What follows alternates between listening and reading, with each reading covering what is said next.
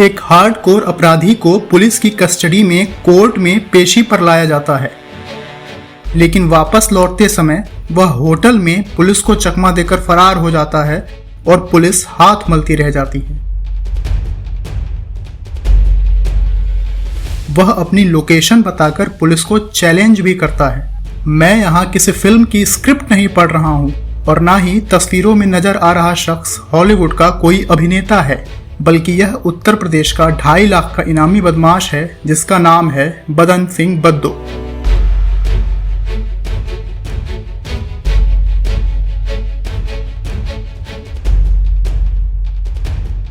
बद्दो जो खुद में फिल्म गॉडफादर के किरदार जैसी झलक देखता है। बद्दो जिसके पिता ने पंजाब से आकर ट्रक चलाने का काम शुरू किया था, लेकिन आज वह करोड़ों का मालिक है, जिसके बिजनेस ऑस्ट्रेलिया तक फैले हुए हैं। लग्जरी लाइफ के शौकीन इस अपराधी के रहन सहन को देखकर कोई भी चक्कर में पड़ जाएगा। कुछ साल पहले जब बद्दो को किसी मामले में पकड़कर मेरठ के लाल कुर्ती थाने लेकर आया गया तो उसे देखकर पुलिस के अधिकारी भी पसोपेश में पड़ गए थे। मेरठ के रहने वाले बदन सिंह बद्दो पर 3 दर्जन से भी अधिक आपराधिक केस दर्ज हैं। इनमें हत्या, जबरन वसूली, अवैध हथियारों की सप्लाई, किडनैपिंग, फिरौती जैसे कई मामले शामिल हैं। बद्दो पर 5 मर्डर का आरोप भी है। पिछले साल मार्च 2019 में जब लोकसभा चुनावों की सरगर्मी अपने चरम पर थी, तब मेरठ में एक बड़ा कांड हो गया। कोर्ट में पेशी पर लाया गया कुख्यात गैंगस्टर बद्दो पुलिस कस्टडी से फरार हो गया। उम्र कैद की सजा काट रहे बद्दो को फतेहगढ़ सेंट्रल जेल से गाजियाबाद कोर्ट में पेशी पर लाया गया था। वापस लौटते वक्त मेरठ के एक होटल में उसने खाने पीने और आराम करने की बात कहकर पुलिस वालों को अपने झांसे में लिया और फिर होटल में नशीली दवाएं खिलाकर फरार हो गया। बद्दो ने इसकी पूरी प्लानिंग पहले से ही कर रखी थी। तब से फरार हुआ बद्दो कहां निकल गया, पुलिस को कोई सुराग नहीं मिला।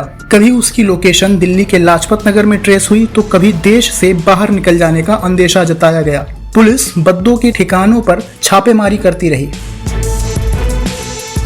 इस बीच फरवरी 2020 में बद्दो ने फेसबुक पर अपनी लोकेशन यूरोपियन देश नीदरलैंड में बताकर सबको हैरत में डाल दिया। पुलिस ने फेसबुक के हेडक्वार्टर से उसकी लोकेशन के बारे में जानकारी भी मांगी थी। हालांकि पुलिस ने इसे बद्दो की महज एक चाल माना, मिसलीड करने की कोशिश। अब आते हैं बद्दो की कहानी पर। बद्दो के पिता 1970 के दशक में पंजाब के जालंधर से रोजी रोटी की तलाश में मेरठ आकर बस गए थे। वह पहले ट्रक ड्राइवर थे और फिर धीरे धीरे ट्रांसपोर्ट के बिजनेस में घुस गए। बद्दो ने भी पिता के धंधे में हाथ बटाना शुरू किया और यहीं से अपराधियों की संगत हो गई।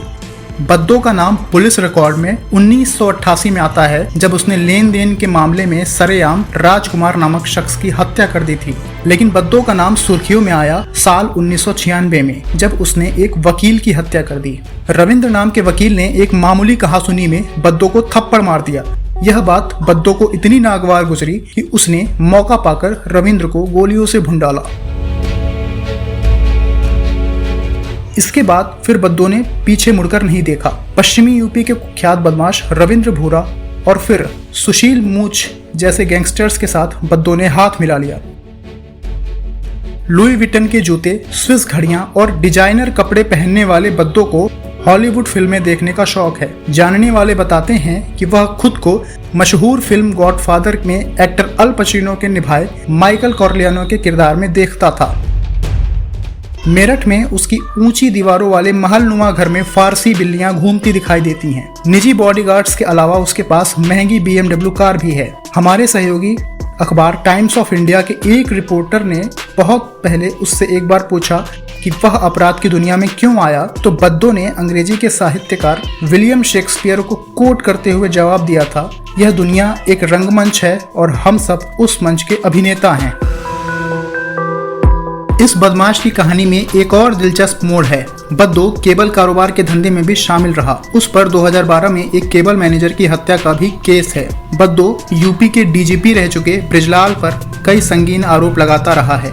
वह कई सालों से सीनियर पुलिस अधिकारी रहे बृजलाल पर केबल कारोबार के क्राइम सिंडिकेट में शामिल रहने का आरोप लगाता रहा है। हालांकि बृजलाल ने हमेशा से ही इन आरोपों को बेबुनियाद बताया। उनके अनुसार अपराधियों पर सख्त एक्शन लेने की वजह से बद्दो ऐसे आरोप लगाता है।